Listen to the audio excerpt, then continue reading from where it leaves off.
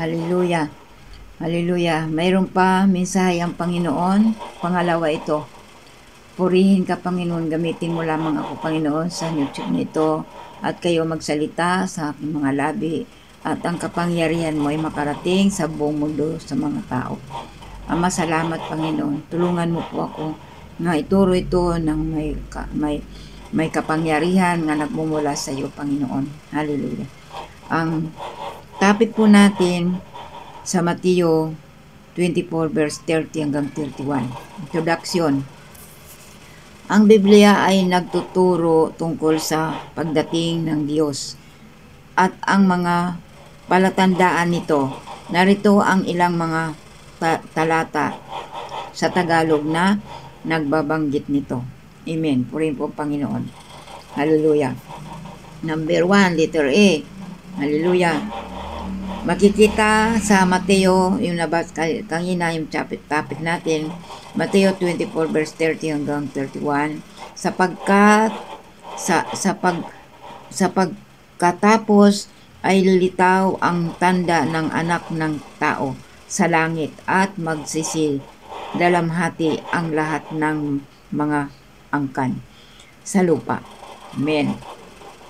At makikita nila ang anak ng tao na dumarating sa mga alapaap at langit na may kapangyarihan at dakilang kaluwalhatian. Yan, nandito po yung mensahe ng Panginoon na palapit na darating ang Panginoon, malapit na darating ang Panginoon. Pinapakita ng Panginoon ang mga sign na talagang malapit na siya darating. Makikita po natin sa mga chapter na ito. Hallelujah. Letter B. At susuguin niya ang kanyang mga anghel na may matinding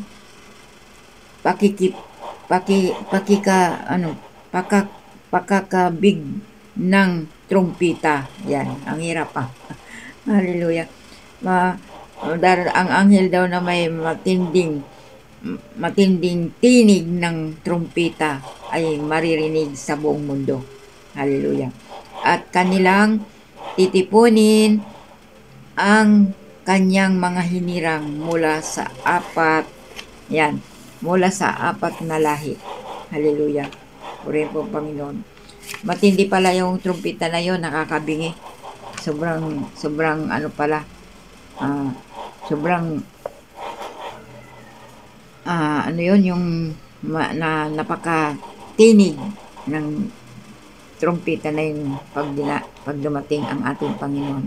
Tunay nga pag dumating ang Panginoon, hindi natin alam.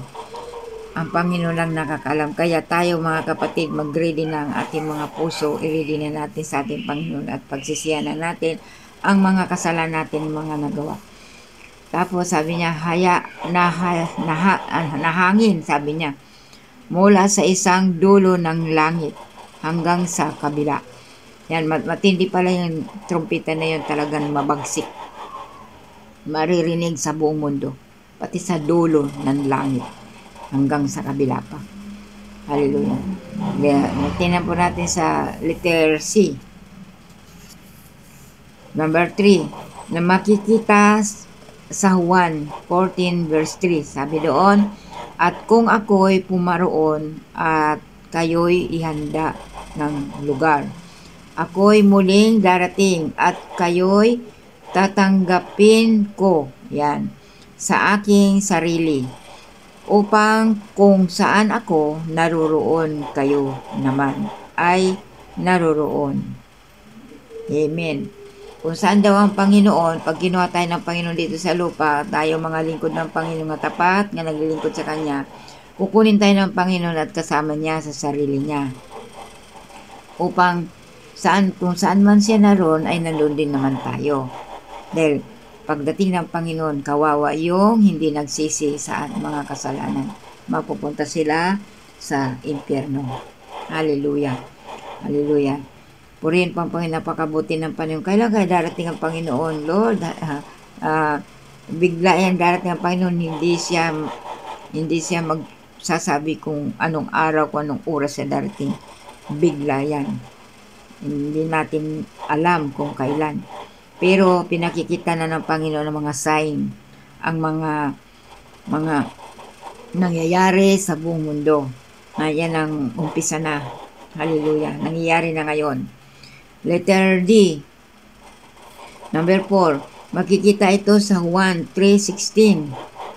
Sabi doon, tungkol sa dalawang tao, ang isa nagsisi sa mga kasalanan at naglingkod sa Diyos ay mapupunta sa langit, tulad ng sinasabi sa Juan 3:16. Sapagkat gayon, ang sabi doon sa Juan 3:16, sapagkat gayon na lamang ang pag-ibig ng Diyos sa sanlibutan, kaya ibinigay niya ang kanyang bugtong na anak upang ang sumampalataya sa kanya ay magkaroon ng buhay na walang hanggan. Yan. Kung ang tao daw, pag tinanggap niya ang Panginoon, magkakaroon siya ng buhay na walang hanggan. At maliligtas siya, kasama tayo ng ating Panginoon sa kanyang kaharian. Amen. Ang tao naman hindi nagsisi, ang Diyos na rin ang nakakaalam. Hallelujah. Nandito na tayo sa letter E. Number 5. Makikita sa Pahayag 20 verse 15. Sabi doon, hallelujah, samantalang ang hindi nagsisi, yan, dalawang tao kasi ito dalawang tao, dalawang tao, pinalimbawa sa dalawang tao. Samantalang ang hindi nagsisi sa mga kasalanan at nagpatuloy sa kasamaan ay mapupunta sa impyerno. Yan. Ang tao palang pag di nagsisi, kawawa naman mapunta sa impyerno. Hallelujah. Tulad ng sinasabi sa Pahayag. Tingnan mo sa Pahayag. Sa Pahayag 20 verse 15. At ang sinumang hindi nasumpungan na nakasulat sa aklat ng buhay ay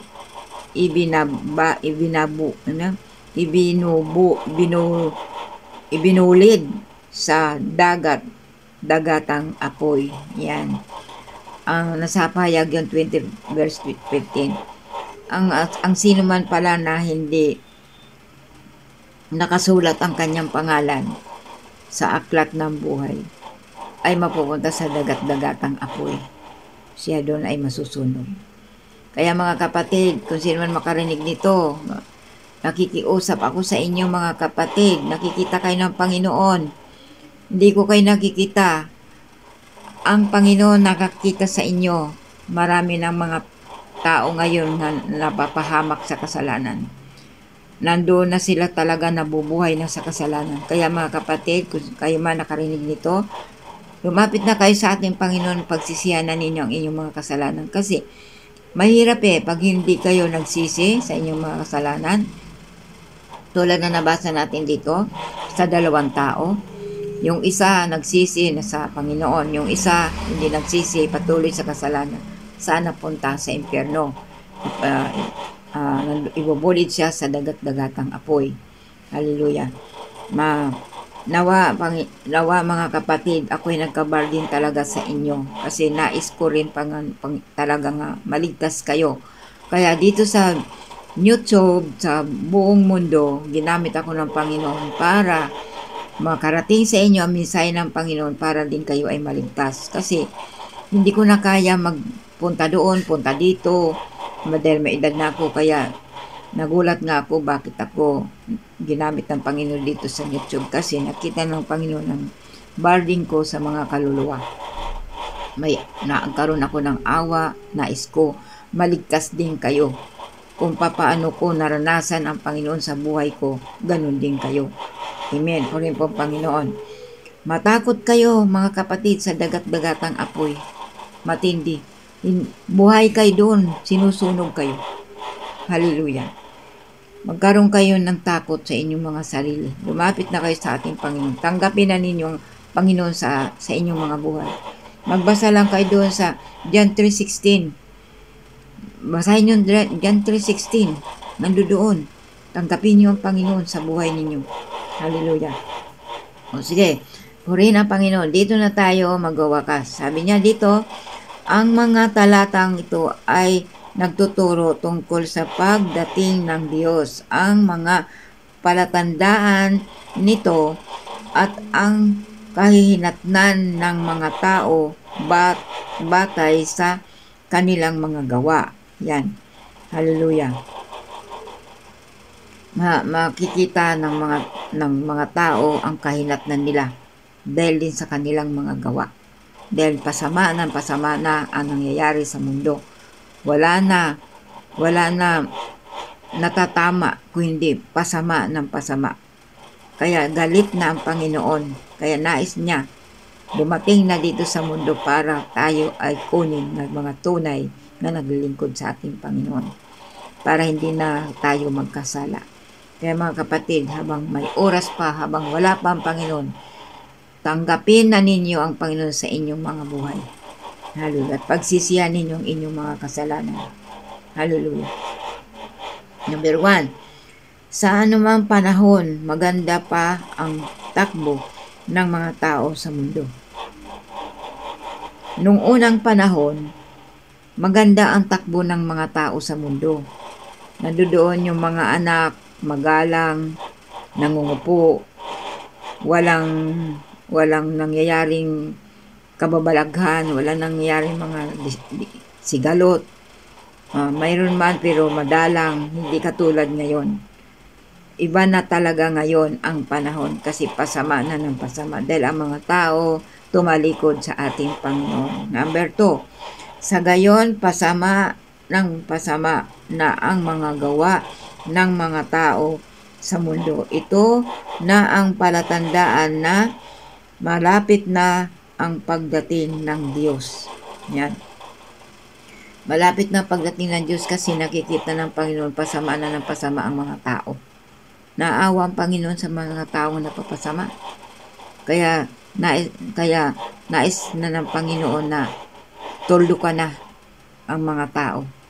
Hallelujah. Kaya ako ginamit ng Panginoon dito para iparating sa inyo ang kanyang mensahe.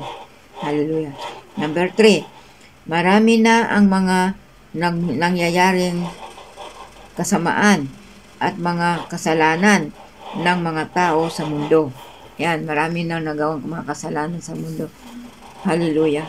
Nakikita yan ng Panginoon. Hindi ko kayo nakikita pero ang Panginoon nakikita kayo. Hallelujah. Mas marami ang mga taong sa mundo nga makasalanan kaysa matuwid, kaysa naglilingkod sa ating Panginoon. Hallelujah. Kaya ang Panginoon, ang mga Kristiyano ay talagang nag-overtime na sila nga ipangaral ang mga salita sa mga tao dahil para hindi sila mapahamak. Number 4, ang mga mag-asawa, marami ang hindi nagkakasundo, nang naghiwalay at ang lalaki ay nagbibilang ng asawa. Ganon din ang mga babae. Yan. Marami ngayon, mga kapatid, hindi ko ay nakita. Nakikita kayo ng Panginoon. Hindi ang Panginoon magsasabi sa akin dito sa YouTube mag-evangelize kung hindi kayo nakikita. Kasi nangungusap sa akin ng Holy Spirit, hindi ko akalain na ganito ang nangyayari sa buhay ko. Ang sabi ng Panginoon sa akin, Holy Spirit, mangaral ka anak. Nakikita ko ang mundo, pasama ng pasama. Yan, pinakita sa akin ng Panginoon. Ginamit ako ng Panginoon dito sa YouTube. Hallelujah. Marami ngayon ang mga babae at lalaki nag-aasawa, nagbibilang ng asawa. Hiwalay, may asawa sila, hiwalay ang mga anak nila na pariwara. Amen. Hallelujah. Hallelujah. At maraming lumilitaw na mga bakla at tumboy. Yan, isa pa yon. Marami sa buong mundo, nakikita ng Panginoon yan, marami lumilitaw na mga bakla at tumboy. Hindi yan kinalulugdan ng Panginoon dahil nagbigay ang Panginoon ng mga tao sa mundo, babae at lalaki lang. Walang tumboy, walang bakla. Nagagalit ang Panginoon sa mga ganyan. Kaya kayo mga kapatid, tumboy man kayo o bakla, magpakatao na kayo. Gamitin na ninyo ang pagkatao ninyo. Huwag na kayo magpatumpik-tumpik pa. Gamitin na ninyo ang pagkatao ninyo. Kayo lalaki, magpakalalaki kayo. Kung kayo babae, magpakababae kayo kasi galit ang Panginoon sa mga bagay na yan na nakikita ng Panginoon. Hallelujah. Hindi ako utusan ng Panginoon dito mag-evangelize sa YouTube kung hindi kayo nakikita ng Panginoon. Dahil ako hindi ko naman kayo nakikita sa buong mundo eh. Napakalaki ang mundo. Hindi ko kabisado, hindi ako naglilibot sa buong mundo. Ang Panginoon na nangungusap sa akin. Nakakaiyak. Nakakalungkot. Pasama ng pasama. Yan ang mga simbolo na darating na ang Panginoon. Hallelujah.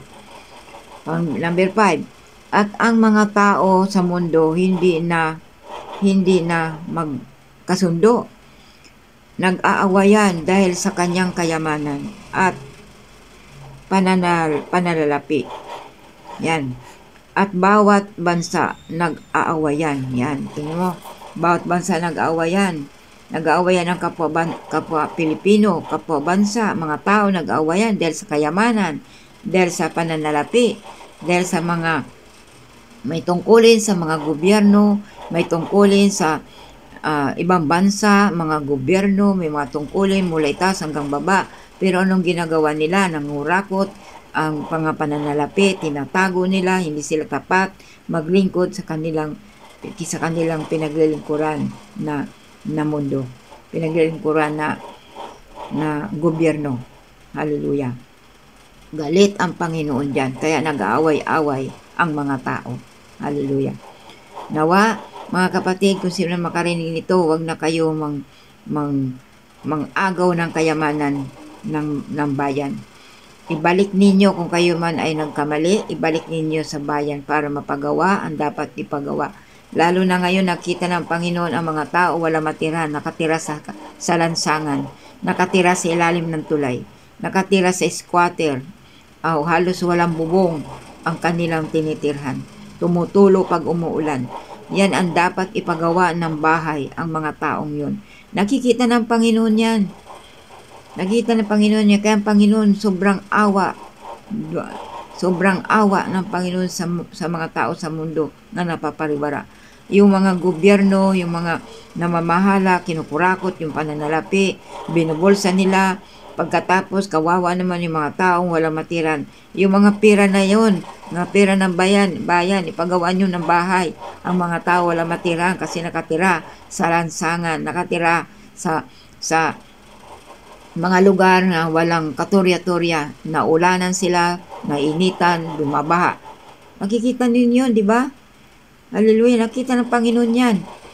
Hindi sasabi sa akin ng Panginoon kung hindi niya nakikita. Hallelujah. Purihin pang Panginoon, nag-aaway-away na ang bawat bansa.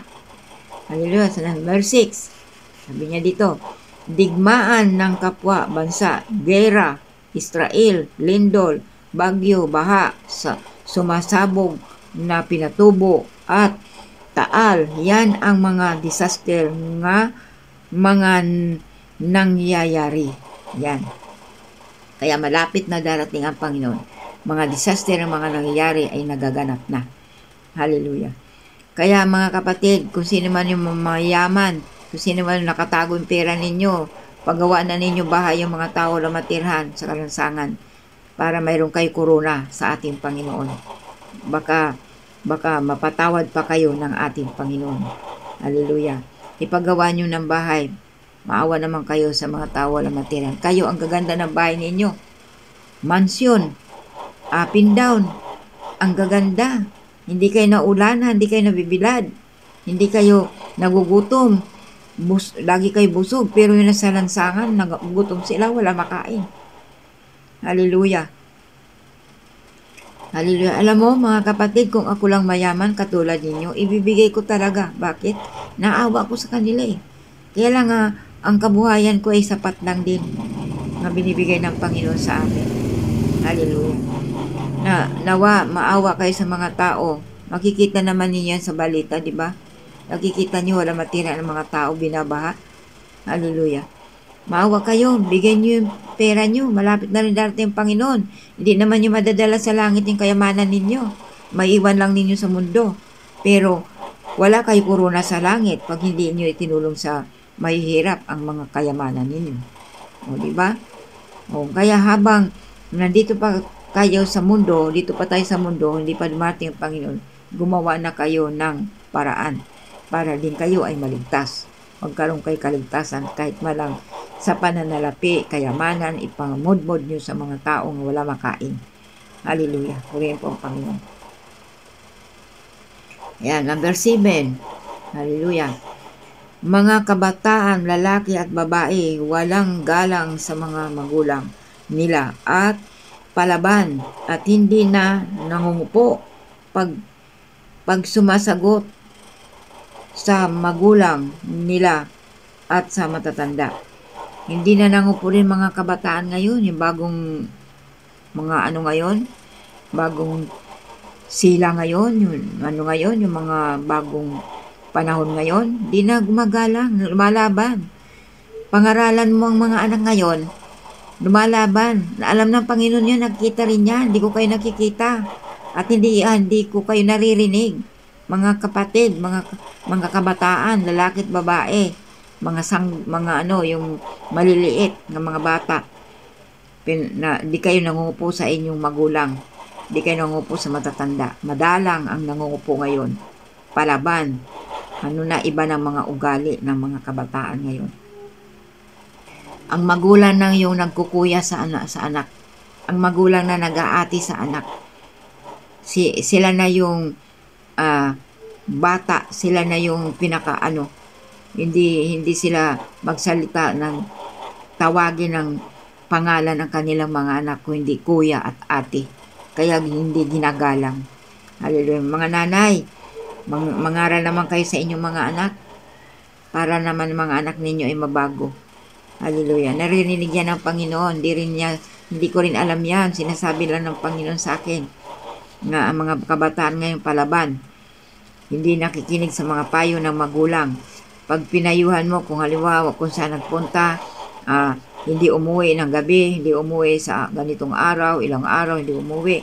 Pag sinabihan mo, pinangaralan ng magulang, galit pa. Lumalaban pa, palasagot pa. Marami ngayon.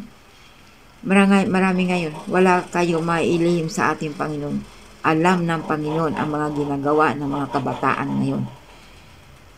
Nagsisiaral nga, nag-aaral, pero mga bastos naman. Di ba? Hindi marunong gumalang sa matatanda, hindi marunong gumalang sa magulang. Nakikita ka ng Panginoon. Hallelujah, sa buong mundo. Marami ngayon.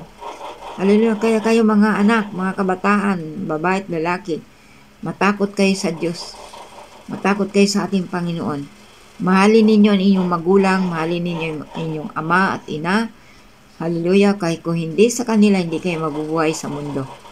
Mahalin ninyo ang nakakatanda sa inyo para kayo ay pagpalain din ng ating Panginoon. Hallelujah. Hallelujah. Nakikita kayo mga kapatid ng Panginoon. Hallelujah. Ako'y nagkabar din sa mga kabataan ngayon, sa mga lalaki at babae, mga bagong tubo. Ngayon, ibang klase. Madalang lang yung matino, madalang lang yung mabait na mga bata. Pero mas marami ngayon ang pasama ng mga bata. Hallelujah. Kaya malapit na darating ang Panginoon, mga kapatid. Pinakikita na sa atin ang mga sign, pinakita na sa atin ang nangyayari na, digmaan sa ibang bansa, gulo, awayan, gera. Hallelujah. Hindi natatapos-tapos ang mga gera, pagkatapos hihinto, tas balik na naman uli. Alam mo mga kapatid, nabasa ko yan sa Biblia din, yung pag nagalaw daw ang Israel, pag ginalaw daw ng kaaway ang Israel, yan ang simbolo. Ay ano nangyayari ngayon? Ang Israel ay binubomba, Israel ay pinasasabugan, inaagaw, kinukuha ng kaaway para silang umupo doon sa Israel. Kaya mga kapatid, magtulong tayo mag-pray sa Israel na hindi maagaw ng kaaway. Kasi pag naagaw ng kaaway yan, ibang uupo doon, hindi tunay na Diyos. Dahil yan, bayan yan ng ating Panginoon. Siya lang may karapatan umupo doon pagdating niya. Hallelujah. Kasi pagdating ng Panginoon, doon yan uupo sa Israel. At doon tayo kukunin. Kaya mga kapatid, ipag-pray ng Israel. Hallelujah. Dahil ang kumukuha doon ay walang Diyos sa kanilang puso. Iba ang sinasamba nila. Hindi sila naniwala sa mga Christian. Hindi sila naniwala sa ating Panginoon. Sila ang kanilang pinaniwalaan nila. Kaya ipag-pray natin yung mga taong yun para sila ay matauhan, sila ay mabago din. Hallelujah. Salamat sa Panginoon. Purihin po ang Panginoon. Dito na lang mga kapatid, mahal ko kayo sa Panginoon. Kaya ako ginagawa ito, evangelist, kahit nagkakamali-mali ako, pero dito pa rin ako nagsasalita sa YouTube para evangelize ang kanyang mensahe na marinig ninyo at makarating sa buong mundo at para kayo ay mabago. Ama, salamat Panginoon, pagpalain mo ang mensahe mo nito ngay pinarating mo sa buong mundo. Natunay na nga Panginoon nga malapit ka na darating. Nakikita na Panginoon ang palatandaan na nangyayari na ang mga palatandaan Panginoon. Hallelujah. Marami na ang mga nangyayari sa mundo. Hallelujah. Kaya Panginoon, nawa, ipuin mo sila, magpakababa sila, baguhin mo Lord ang kanilang mga puso at isipan at tanggapin ka sa kanilang buhay. Salamat, pinupuri ka namin sa pangalan ni Jesus. Amen. Amen.